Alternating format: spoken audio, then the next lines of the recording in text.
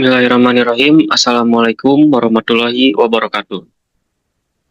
Perkenalkan, nama saya Muhammad Ihsan Harisani dari Dinas PUTR Kabupaten Sumedang dengan nomor siswa 2025 1007070402250. Latsar CPNS gelombang 2 tahun 2025. Di sini saya akan menjelaskan mengenai resume dari materi hari yang kedua, yaitu akuntabel dan kompeten.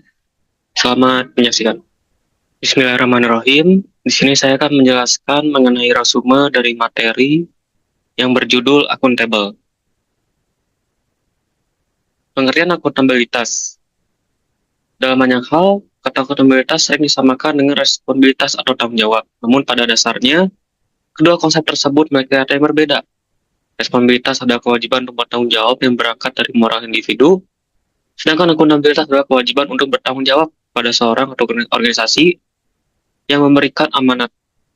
Dalam konteks ASN, akuntabilitas adalah kewajiban untuk mempertanggungjawabkan segala tindak atau tanduknya sebagai pelayan publik kepada atasan, lembaga pembina, dan lebih luasnya kepada publik. Aspek-aspek akuntabilitas yang pertama adalah akuntabilitas adalah sebuah hubungan. Kedua adalah akuntabilitas berorientasi pada hasil. Ketiga, akuntabilitas membutuhkan adanya laporan. Akuntabilitas membutuhkan adanya laporan. Kemudian akuntabilitas memperbaiki kinerja. Tujuan utama dari akuntabilitas adalah untuk memperbaiki kinerja ASN dalam memberikan pelayanan kepada masyarakat. Pentingnya akuntabilitas. Akuntabilitas publik memiliki 3 fungsi utama. Yang pertama untuk menyediakan kontrol demokratis, peran demokratis, untuk mencegah korupsi dan penyalahgunaan kekuasaan, peran konstitusional. Ketiga, untuk meningkatkan efisiensi dan efektivitas, peran belajar. Tingkatan akuntabilitas. Yang pertama adalah akuntabilitas personal, kedua akuntabilitas individu, ketiga akuntabilitas kelompok, keempat akuntabilitas organisasi, dan yang terakhir akuntabilitas stakeholder. Akuntabilitas ditambah integritas adalah dua konsep yang diakui oleh banyak pihak menjadi landasan dasar dari sebuah administrasi sebuah negara. Kedua prinsip tersebut harus dipegang teguh oleh semua unsur pemerintah dalam memberikan layanan kepada masyarakat.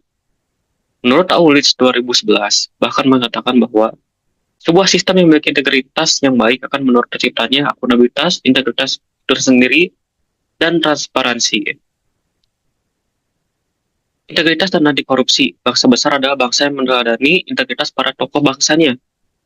Tidaknya mereka membuktikan bahwa negeri ini pernah memiliki pemimpin-pemimpin yang amanah, jujur, sederhana, dan sangat bertanggung jawab. Mekanisme akuntabilitas. Untuk memenuhi terwujudnya organisasi sektor publik dan akuntabel, maka mekanisme akuntabilitas harus mengandung dimensi. Pertama, akuntabilitas kejujuran dan hukum, akuntabilitas proses, akuntabilitas program, dan yang terakhir, akuntabilitas kebijakan. Menciptakan lingkungan akuntabel, yang pertama adalah kepemimpinan. Lingkungan yang akuntabel tercipta di atas ke bawah, di mana pemimpin memainkan peran yang penting dalam menciptakan lingkungannya. Kedua, transparansi. Ketiga, integritas. Dengan adanya integritas menjadikan suatu kewajiban untuk menjunjung tinggi dan mematuhi semua hukum yang berlaku. Keempat, tanggung jawab. 5, keadilan. Keenam, kepercayaan. 7, keseimbangan. 8, kejelasan.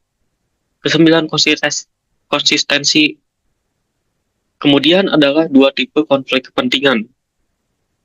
Yang pertama adalah keuangan, penggunaan sumber daya lembaga termasuk dana, peralatan, atau sumber daya aparatur untuk kepentingan pribadi.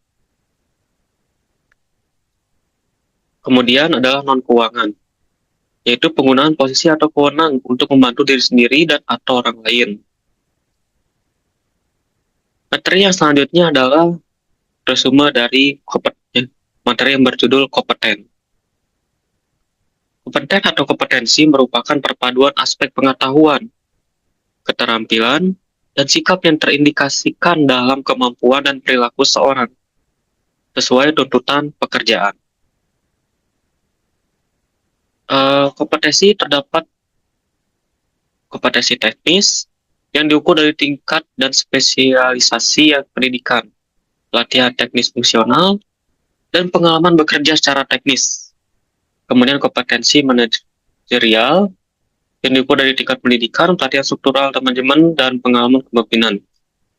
Kemudian yang terakhir ada kompetensi sosial kultural, diukur dari pengalaman kerja berkaitan dengan masyarakat, menjemuk dalam hal agama, suku, budaya, sehingga memiliki wawasan kebangsaan.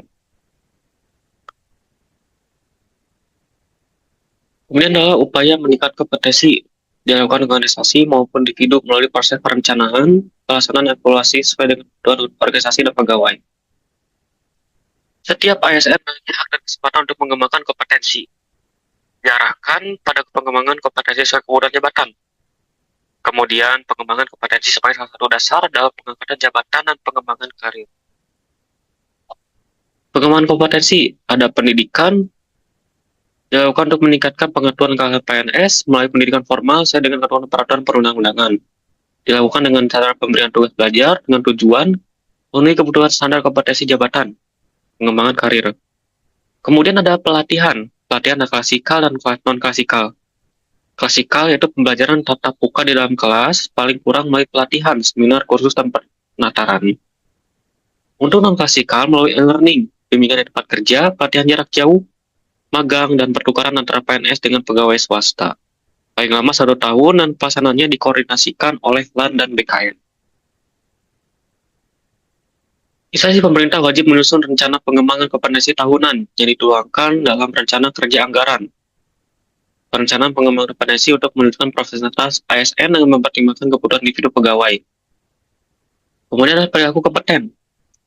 Setiap ASN sebagai profesional sesuai dengan kualifikasi, kompetensi, dan kinerja. ASN terkait dengan etika profesi sebagai pelayan publik, perilaku etika profesional secara operasional, tunduk pada perilaku berakhlak. Kemudian adalah pengetahuan menjadi karya, mewujudkan pengetahuan yang bertumbuh menjadi karya nyata, makna hidup, dan bekerja baik, tipikal individu semangat berkarya. Kompeten, yaitu mengembangkan kompetensi diri, membantu orang lain belajar, dan melaksanakan tugas terbaik 3M. Rencana tindak lanjut mewujudkan 3M untuk kompetensi peserta, evaluasi dan feedback materi pelatihan. Mungkin sekian yang dapat saya sampaikan mengenai resume dari materi kompeten dan akuntabel. Kurang lebihnya mohon maaf. Billahi taufiq wal hidayah. Assalamualaikum warahmatullahi wabarakatuh.